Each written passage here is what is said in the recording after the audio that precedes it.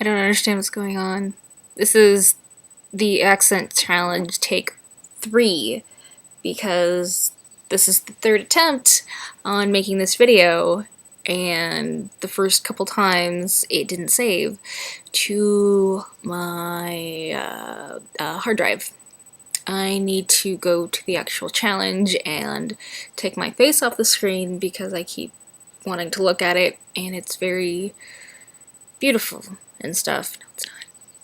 But it's very distracting, so I'm gonna go over to the words now, and I'm gonna keep looking at the camera except for looking at the words, which I will say, and not repeat the same lame jokes that I did in the last 2 videos. I probably will. You don't know the difference. So, my name is Lindsay Dawson. I'm from Los Angeles, California, United States of America, originally. But now I live in Santa Cruz, California, which is a few hours north, 6 to 8, depending on traffic, hours north. The accent isn't that different, but the word usage is a little bit different, which I find interesting. Just that the distance is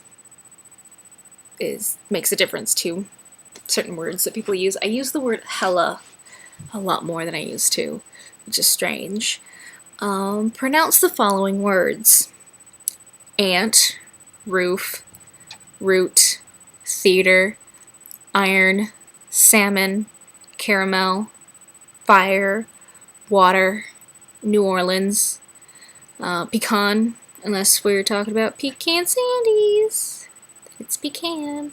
Both, again, probably, Alabama, lawyer, coupon, mayonnaise, pajamas, cot, naturally, aluminum, GIF, tumbler, crackerjack, doorknob, envelope, GPOY.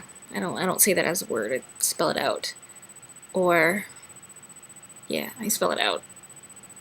Or just use the acronym and don't say it out loud. What is it called when you throw toilet paper on a house? That is called vandalism. No.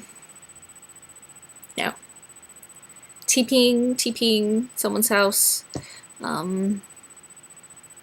Pretty sure that's what it's called. I never actually did it before. What is a bubbly carbonated drink called? That is soda, or what else is there? There's like Martinelli's sparkling apple cider, or champagne. What do you call gym shoes? I call them tennis shoes. It's like one word all strung together. Tennis shoes. What do you call your grandparents? I call them Grandma and Grandpa, and I do it often and more than once a year because I'm a good granddaughter. What do you call the wheeled contraption in which you carry groceries at the supermarket? I call that a cart, a shopping cart. My screen keeps going black, so I'm making sure my computer isn't asleep. What is the thing that you change the TV channel with? I mentioned this in the last 2. I don't like how the previous question was grammatically correct to a fault, and then this one is just, what is the thing you change the TV channel with? It's a remote control. What is the thing that you choose? Alright, whatever that. Choose a book and read a passage from it. I actually don't have any books near me.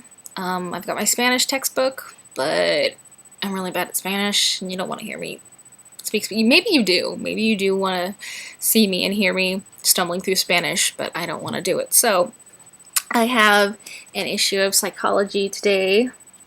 It's the June 2013 issue. I'm going to find another article. Again, hope there's not too many scientific words in it, and read it out loud to you right now. Get ready for it. Alright. The upside of dark minds. Next time you walk down the street, look around. In a crowd of 100 people, the odds are that a few of them are on the psychopathic spectrum. Don't bother picking out the scariest looking passerby. The person of interest may well be the handsome Don Draper in the expensive suit, and you might want to ask him for a few pointers.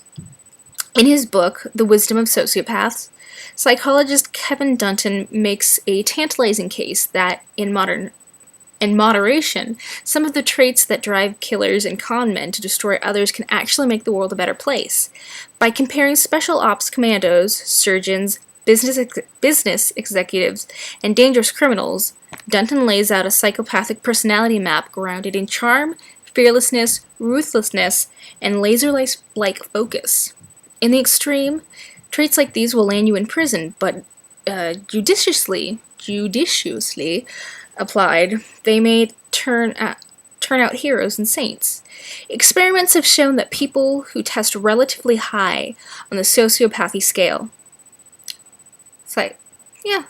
psychopathy, psychopathy? That's a hard word. You can't say that word either, so shut up.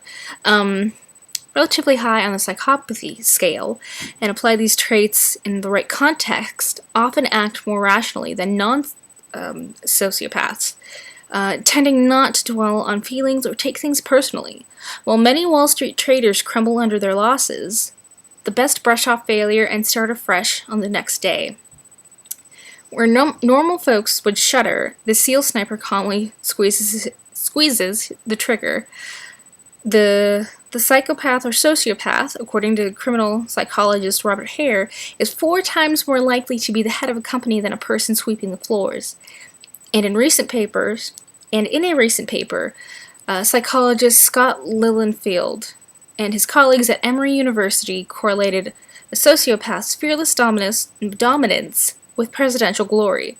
Teddy Roosevelt once gave a speech with a bullet lodged in his chest. He had a lion-like presence, without the antisocial bent and impulsivity of criminal hellraisers. When push comes to shove, would you rather murder one person to save 5 others? Functional sociopaths already know the answer, which makes them so confounding, and quite possibly indispensable. By Matt Houston for the Psychology Today magazine in June 2013. You should go on their website and read more about psychopaths on the internet. So I did that. Do you think you have an accent? I don't think I have an accent. And then people are like, oh, you talk weird. And I'm like, no, I don't. You talk weird. Because you're from another place where people talk weird. And they're like, no, people talk normal where I'm from. And you talk weird, so stop talking weird. And then I'm like, no, you stop talking weird. And then we like get into fights. And, but no, I don't think I have an accent. Be a wizard or a vampire? It's not a question. It's not a well-worded question. Would you rather be a wizard or a vampire? I would rather be a wizard, because vampires are lame. You can't go outside during the day. You have to drink blood to stay alive, which isn't to say that wizards can't stay inside or drink blood. But they also have the option to go outside and not drink blood. You can drink anything you want if you're a wizard. Which is why I would rather be a wizard, because there's more options. Also, magic. So, do you know anyone on Tumblr in real life? I do know people on Tumblr in real life. I met them in real life first, and then on Tumblr, I've gotten to know them better, because I kind of get a window into their minds, and it's really nice, because it's like, oh, that person who I thought was really cool but super intimidating and I didn't want to talk to in person is actually really weird, and I like them more, and maybe they think I'm weird too, but in a good way, and so I've gotten to know people better through Tumblr, and I like that about Tumblr, that it's a thing where people can know each other. And audio post by saying any 3 words you want. third time I've done this, and each time I was like, what words can I say? I say lots of words all the time, and then when someone's like, say 3 words, I can't.